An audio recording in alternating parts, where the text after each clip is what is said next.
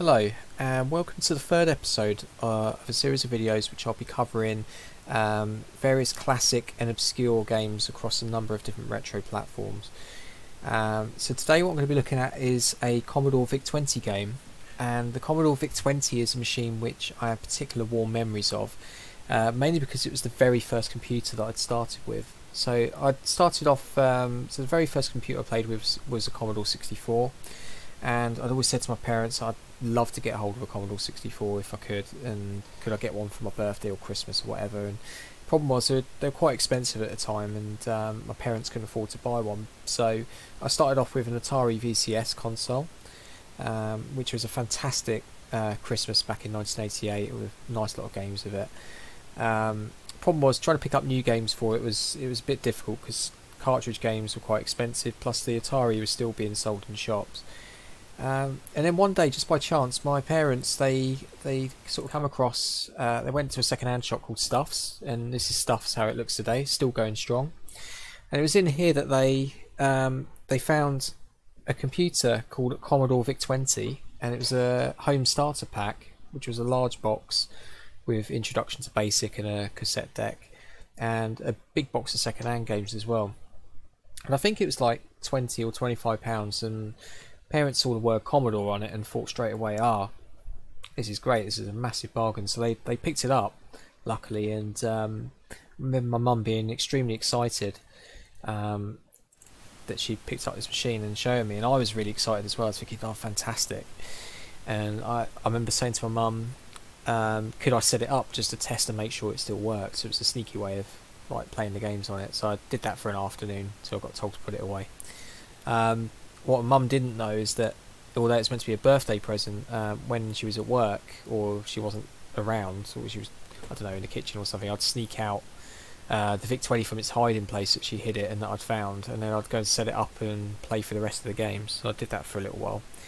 But eventually, I think I ended up getting the machine and all the games early, so they decided to give it as an early present. So I got it quite a few months before, back in 1989. And it was great. I absolutely loved the machine and still love playing it today. It's a wonderful machine, the VIC-20, a very underrated machine, and doesn't get enough praise really, I don't think, compared to this Commodore 64. The thing that I love about it in particular is the chunky sort of visuals and the chunkiness of the sounds, the really raw sounds that comes out of it. It just really makes some of the games very impressive and quite a lot of fun to play. Just everything about it's chunky, really. You've got the chunky graphics, you've got the chunky keyboard and the setup, and it just evokes a lot of fond memories when I play a lot of the games. And I think many of the games play better on the VIC-20 than they do even on the Commodore 64. So, for instance, Jeff Minter's early stuff. So I first played Hellgate on the Commodore 64 and didn't like it at all, just didn't get on with it. And then later years I played it on the VIC-20, and it just felt so much better in the chunkier resolution with the chunkier sounds. And I think even Jeff himself would say that a lot of his early stuff was better on the VIC-20. But the good thing about it was that the VIC-20, the primary format was tape, cassette games and stuff, and it meant that in theory the games were going to be a lot cheaper on the VIC-20 to pick up. But the big problem was that by 1989, the VIC-20 was already obsolete, and I didn't know this at the time. So if you went into a new shop, you wouldn't find a VIC-20 game on the shelf, not necessarily anyway. I mean, there were, strangely enough, VIC-20 games being sold at the time in new shops. Atlantis Software, and also Players Software, and I think Alternative as well. They briefly released a bunch of VIC-20 games on their budget label for those that still had a VIC-20, and there couldn't have been that many at the time. But I remember being really shocked after about a year or so of having my VIC-20, one day discovering a game on the shelf for the platform for brand new. But so most of the time you had to rely on charity shops and second-hand shops to pick anything new up. But even then, strangely, it was really hard to find anything at all. You go in a second-hand shop and it'd just be all ZX Spectrum and C64 and Amstrad stuff. VIC-20 was kind of similar to the BBC Micro or the Oric. It was very hard to find any software in second-hand shops for those platforms, and the VIC-20 was included in that as well, unfortunately. I think even Atari 800 stuff was or XL stuff was quite hard to find at the time, from what I can recall. It wasn't a popular platform, obviously, in Dover. But anyway, so every Saturday I'd go shopping with my mum downtown. I was about 7 or 8 at the time, and yeah, this is basically. So we used to walk down these streets. This is Dover, and we start off here, and stuff to be like the first sort of second-hand shop. There we go, and then we just end up walking down the high street, basically. And you'd have these whole row of shops, and you'd have like a mixture of charity shops and second-hand shops going down, and we'd be popping in each one and be trying to find some VIC-20 stuff and not finding anything at all. And then eventually we got down here and discovered like a brand new shop that had just opened up. So where this Wise Buys place is, used to be a second-hand shop back in 1989. It had just opened up, and at the time it was the same sort of shop face and the same door that you got now, but it was all kind of painted red. I can't remember the exact name of the shop, but it was run by a chap called John, I believe.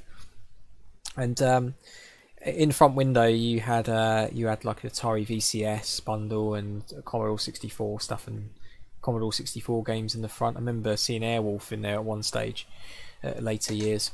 But we thought, oh, it's brand new shops, maybe they might have something in, who knows. So we went in, and John was a really nice chap, I hope that's his name. Said to him that I was looking for some VIC-20 stuff, and I don't think he knew exactly what a VIC-20 was. He'd not heard of it himself, but he pointed us in the direction of this big wooden music stand at the back of the shop. So I went and had a look, and I was like frantically having a look through, and just kept finding Commodore 64 after Commodore 64 game, or ZX Spectrum. Nothing VIC-20 based. And then all of a sudden something just stood out like a sore thumb. I spotted the words VIC-20, and there it was. So there was this game, I saw the words VIC-20, and I was drawn to this one little cassette with no inlay. So most of the tapes didn't have any inlays at all, and there was this really weird, obscure, kind of beat up little tape called 3D Silicon Fish, and that was it. I grabbed it straight away, and this is the exact tape that I picked up 30 years ago roughly, in that shop, and even comes still with like the 40 pence that it was priced up as, which was very cheap. So I quickly grabbed it, didn't have any idea what the game was about or what it was going to be, and that was kind of exciting me. This is pre-internet days, so there's no kind of, I couldn't look up on a mobile phone to see what the game looked like or see what reviews were out there about it. I mean, this is all pre to those days. Everything you kind of bought, sometimes you were taking big risks really, but I mean, for 40 pence it wasn't a huge risk, plus it was like the first ever VIC-20 game that I'd found in the wild at the time, so I was extremely ecstatic to have finally found a game. So had to kind of get dragged around a load of other shops by my mum quite fairly and doing the shopping, so I have a bit of the longest wait in the world to get home and eventually load it up. And that's exactly what we did, so I'm going to kind of load that up now for you. And it was, back in these days, it was really exciting not to know what you was going to get. For me personally, I know some people probably got frustrated when they paid a lot of money on a game and they got it back and it was rubbish, but I really enjoyed that aspect of not knowing and having that build up. You'd build up what the game was going to be like in your head, and sometimes that had a negative effect because you make the game to be better than what it eventually was. I don't know, I did enjoy those days, and I do miss that. I think the internet is a bit too much of a spoiler really for me. But anyway, what I'm going to do now is I'm going to load the game up, and I'm going to load it from a tape image. And interesting bit of trivia about this, so the tape image that I'm going to use is actually made from the very copy that I picked up 30 years ago, so from the very tape I've just shown you. So about 20 or 15 years ago, when the internet was really starting to kick off, there wasn't really a VIC-20 archive of software. This is before GameBase 20 was kind of started up by Matt Allen, or continued by Matt Allen, I think. So at the time there was a couple of us who were preserving our own VIC-20 tapes to make available online, just to kind of build up an archive, because we even then started to think that, you know, a lot of these games are so obscure they're going to disappear if we don't. So even back then we were thinking this is a good thing to do. So I started to back up all of my VIC-20 games that I picked up, and the first one I backed up was this 3D Silicon Fish. So if you download this for yourself afterwards and load it up, you'll be playing the exact copy of the game that I picked up that I'm talking about now, which it is really nerdy, I know, but I kind of find that really cool that that's the case, that you're loading what I picked up all those years back. So anyway, slow that down a minute.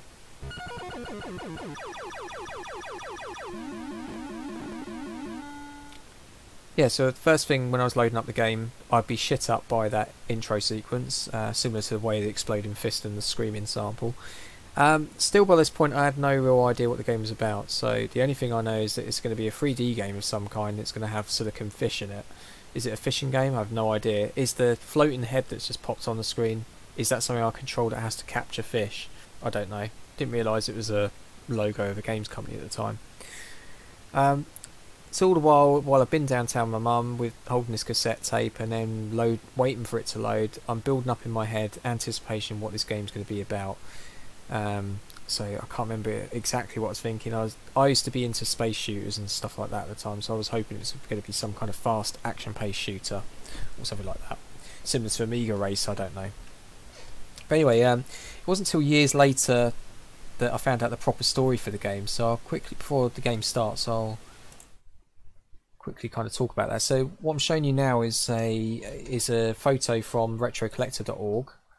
And thanks to them for the picture. This is of the Commodore 64 version. I've never actually seen the VIC-20 version with its inlay, but the VIC-20 version would have had the exact same inlay as this, and it was from the inlay that we discovered a bit more about the story. So the story talks about you controlling a mercenary called Silo, and the idea is that on the planet Earth, they're kind of, in the future, they're very reliant on silicon, and there's now a massive shortage of silicon. And what you have to do is go to a faraway part of the galaxy where there's been a source of silicon found in abundance, and you have to kind of collect it to bring back to Earth. And that's pretty much it.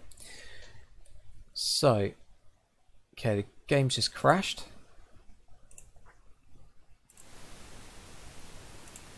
So let's load that up really quickly again.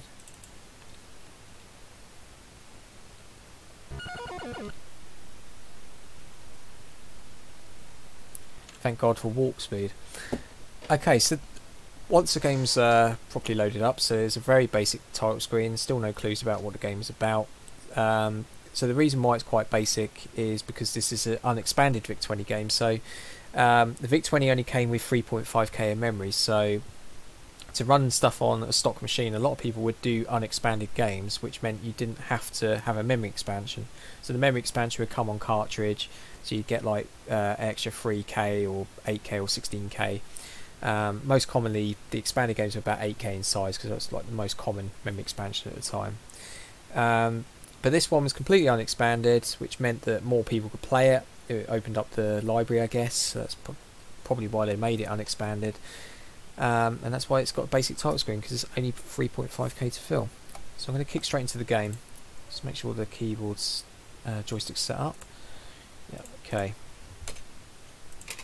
And make sure I ain't got the cursor on the screen when we play. Here we go. Okay, so when I first started playing the game, I was still none the wiser what to do. I saw it was a maze game, so I was thinking this is some kind of Pac-Man game maybe. And you've got these weird kind of creatures that are appearing at random in the maze.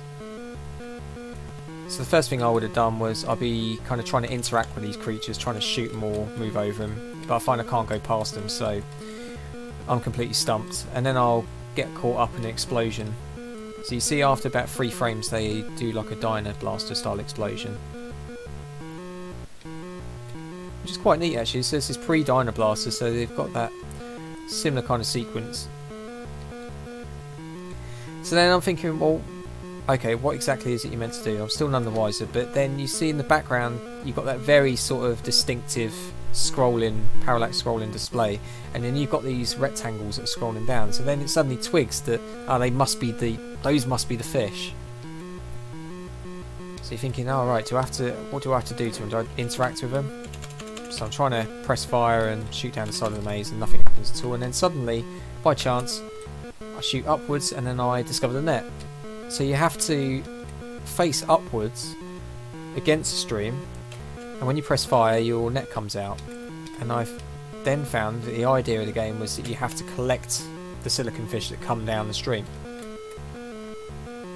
And that was it. So I then suddenly discovered how you played the game, and luckily I discovered that before I switched off in frustration. So yeah, this is the idea of the game. So you have the fish coming down the stream and you have to try and collect as many as you can per level until it moves on to the next slightly faster level. Those objects that randomly appear are called krylons according to the manual, and what happens is after about 3 frames they explode in a sequence, and if you've got krylons next to each other there'll be a chain reaction, and if you happen to get caught up in the middle of that then you'll end up dying as well.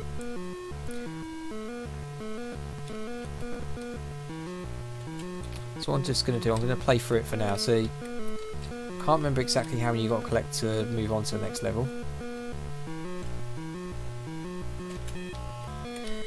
But one of the things that really stood out for me, so this is unlike any other Vic-20 game I'd seen at the time. The style of the game in particular. I mean, most maze games at the time you just collect items like Pac-Man and try and clear the level, or you'd have to avoid enemies that were chasing you around the maze and that, whereas you had different types of enemies that just sat there and exploded like Dino Blaster, which I'd never seen before. And then you had that weird kind of gameplay element where you were collecting the fish from the stream. So that kind of kept my attention for a bit because it was different and not the same as most of the other games I've played. There was something about the music, even though it's very repetitive, I don't know. It has that kind of old fisherman sort of song about it. That might be just me in the nostalgic rose tinted view. And then the colour scheme as well just stood out. So the title was meant to be 3D. It's called 3D Silicon Fish, and it does have a very sort of 3D look to it. It has that kind of bas relief sort of effect with the shading, which is something I'd not really seen before. I hadn't really seen anything like Paradroid in the 64 at the time. But it also, the colour schemes that were used, especially on the first level, looked like it was so sort of garish, sort of 3D, that I wondered actually if the 3D glasses would work with it. It had that same kind of like blue and red, or red and green sort of off shading that looked like that if you put a pair of 3D glasses on it would pop out. But I remember trying that at the time and it didn't work at all. So I think the 3D part is just literally the bas relief shading and that's it. So we're on level 3 now. I'm surprised I haven't died yet. I'm sure it won't be long. So the game just speeds up quite a bit and essentially never ends. It will just keep going on forever until it gets too fast and you can't complete it. I wouldn't mind getting a cheat on this just to see what happens when you get further to it. I don't know how many variations of level there are. So if anyone fancies doing a cheat for this game, then please leave something in the comment, that'd be great. Okay, so just lost my first life, and you'll notice one of the little issues that I do have with the game, and that's with some of the bugs that you get in it. So there's 2 bugs in particular. And the first one we've just seen there is that sometimes your main character will just randomly explode for no reason at all. And I think it's because there's like an invisible krillon that gets generated in the map and explodes with an invisible explosion and just catches you. And it's really frustrating, but it doesn't happen too often, thankfully. But the thing that does happen fairly often, due to the random nature of the enemies, is when you get 2 krylons placed either side of you, and then you end up getting trapped. But I think you can kind of almost let that one slide. It's just most games back then, in the early 80s, had that kind of problem sometimes where they did random generation. They didn't take into account where your ship was or bother looking at that kind of thing. It's just one of those early 80s frustrations that you just kind of accepted. A little bit better than the infinite death sequence in Jet Set Willy, I guess.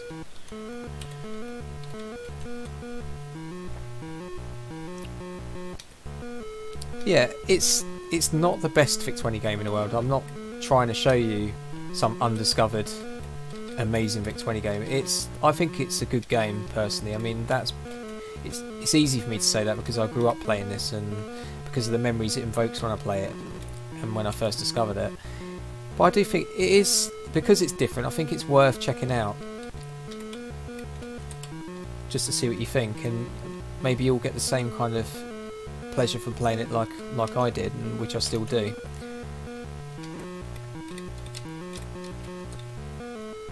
Now, one thing you notice as well is that I'm mostly playing at the bottom of the screen. I very hardly go anywhere else in the map, just because it's easier to play from the bottom. I find the Krylons seem to spawn a lot more at the top part of the map for some reason. But anyway, I think that's probably enough. I'm going to die in a second anyway. Next thing I'm going to see is a little sequence when you die, which I've always thought was quite cool. And it's a bit better, a bit surprising for an unexpanded game, because it's a bit more than your standard game over screen that you would normally get on a game. Let's finish up now. But I love the colour schemes on it. I mean, look at the purple and the yellow and the cyan.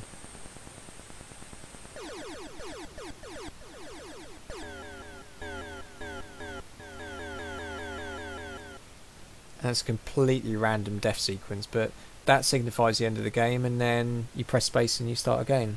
And that's pretty much it. And for years I've played this game on and off.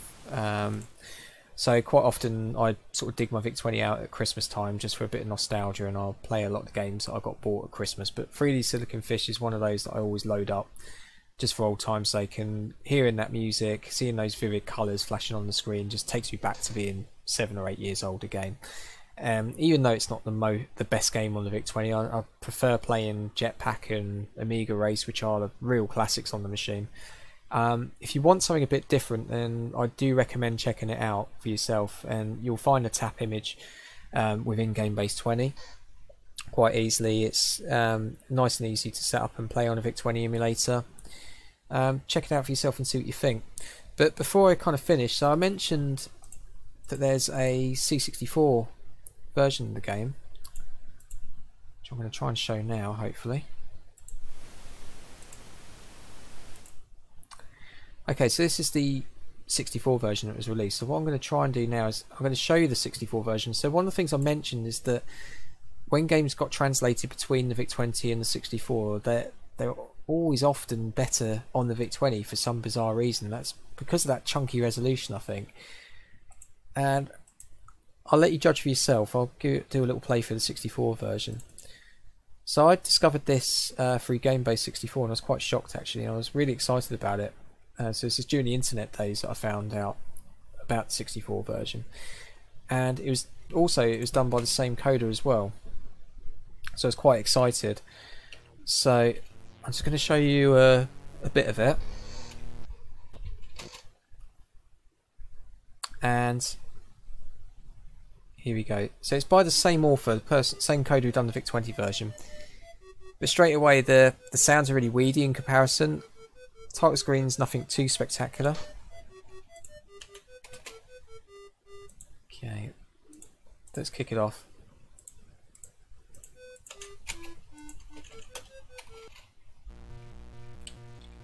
And here we go. So this is the C64 version, and to be honest, I was really disappointed by it. It was a bit of a shock.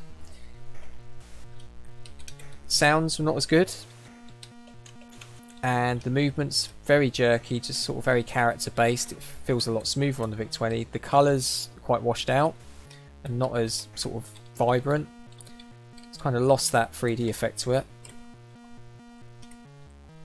It just feels very lethargic. And it's easy for me to say that because obviously I grew up with the VIC-20 version, and that'll always be the version that I have the fondest memories of because I grew up with it.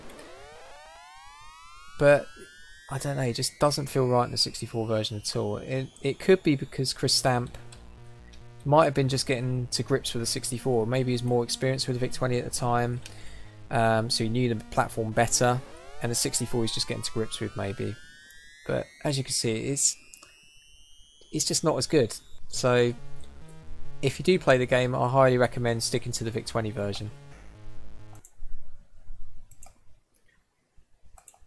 Okay, and that's pretty much it. So just before I finish, one little anecdote to share as well is that in later years I got talking, the good thing about the internet, apart from the spoilers that you get with games these days, is that a lot of the developers that created the games that we grew up with are online. You can see them on Facebook, or you can see them through other means, and Chris Stamp was one of those who just by chance, after playing 3D Silicon Fish, I thought, oh, I'll see if he's online anywhere, and I managed to find him and sent him a message just to kind of say how much I loved his game, and he got back to us, and he was quite chuffed to actually hear that someone really appreciated this game.